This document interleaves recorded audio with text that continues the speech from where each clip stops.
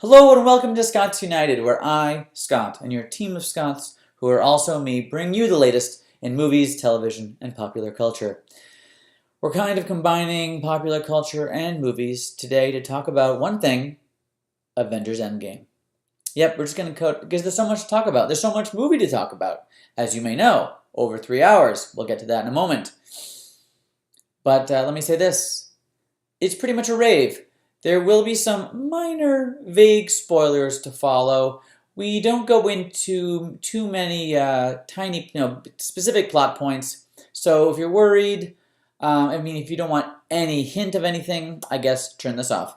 If you don't mind, again, some vague descriptions of things that are generally already pretty clear from the trailer, then stay with us. One aspect of the movie that I really loved was the fact that they gave a lot more depth and time and meaning to the characters Black Widow and Hawkeye. You know, they've never had their solo movies, although Black Widow is going to be getting a prequel, they said. But nonetheless, some really incredible acting and some incredible moments. God, I cried for both of those characters at least once, if not more. But I cried a lot of this movie. I really did.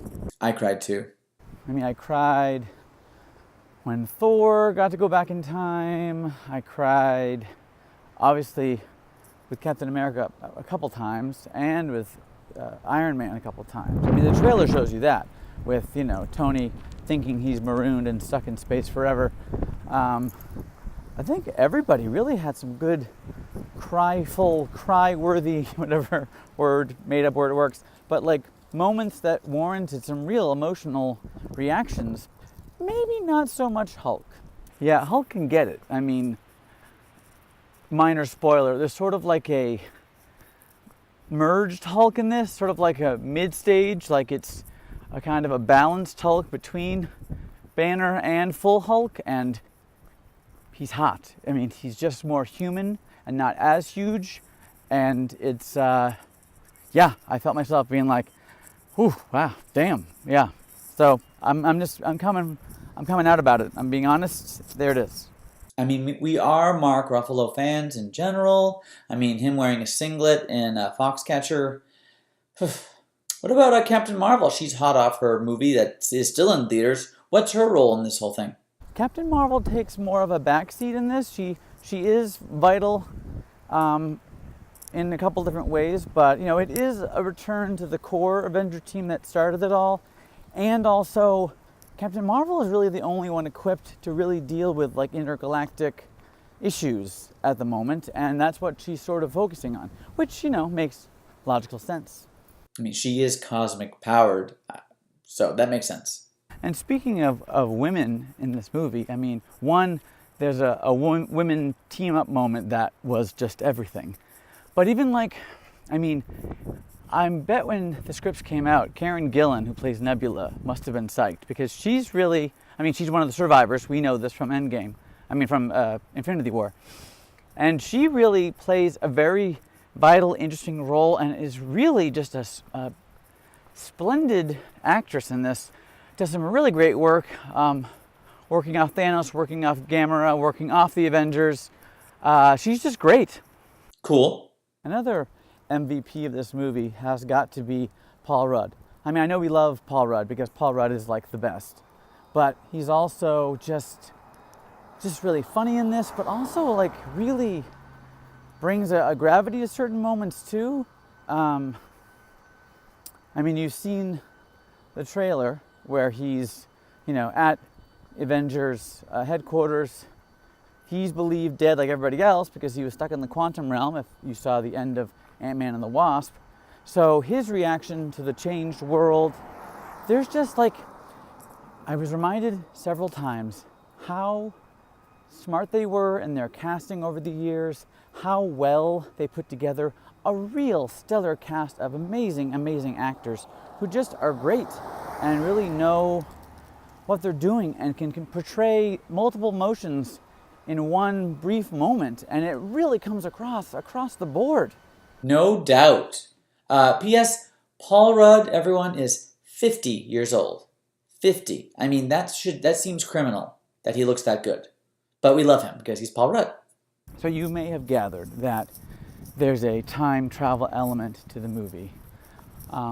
There's so much to that, and I won't go into all the details, but I will say so many movies, when they do time travel, kind of wink at the audience and kind of say, like, just go with it because this is going to make no sense really if you break it down. And I'm sure there are holes in this one, but they really pay respect to the idea of time travel, to the science that potentially would be required to make it work, to the ramifications of time travel, and I think it really works. I think that element works. It enables them to really kind of celebrate the whole series of movies they've done so far, but it also really just was a tool to make the movie stronger and more emotionally resonant and more interesting and a more beautifully told story. The reviews have been great, but what about some of the criticism? People that say that this movie is just, fan service, they're just talking nonsense. I don't see it. I don't understand that criticism. I mean, if this was a fan service movie, everything would turn out, fine in the end with a big red bow. There would be no sacrifice. There would be no repercussions. There would be no, it would really undo a lot of what happened in Infinity War. And without giving away details, they can't undo everything. And there are things that happen in this one that can't be undone by the power of the Infinity Stones. So there are real consequences. It is really grounded. It does pay homage to the series and to the films that came before and to the contributions of the performers and the characters, and it does have some wink moments that are nodding to histories of the characters or connections between them, but in an organic way that I think is really a triumph of the screenwriting and the directing. I just honestly, as I think back, not surprising because the same Russo brothers directed it. Winter Soldier has always been still probably my favorite of all the Marvel movies. Maybe because it was sort of paced like a spy thriller. It was really about character. It was certainly about Bucky and Winter Soldier and Cap and their relationship. And there was this really powerful emotional component to their story and how it ended, and Cap's emotional transformation and acceptance of the timeline he found himself in. That one always just hit me the most. It was on my top 10 films of the year that year, and even as I've enjoyed and really enjoyed several movies since, that one's always, I think, been a benchmark in my mind. And now I have to say, I would definitely consider Endgame to be my favorite of, 20-something movies. Any final thoughts? This movie just does it all. And honestly, time-wise, I don't know. I didn't feel it. Like, I wished I had nothing to drink with breakfast because I was begging for the bathroom by the end of it.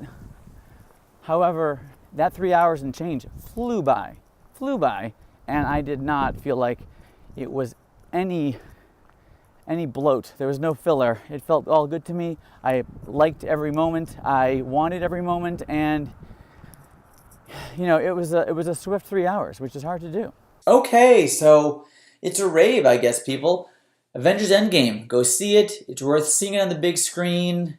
Don't drink anything that day. Be dehydrated if you can. It's probably best. Imagine yourself going on a long car ride and planning for that, and do the same.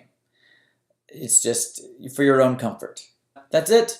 So, kind of a long episode this week, and we'll try to trim it down next week, but enjoy.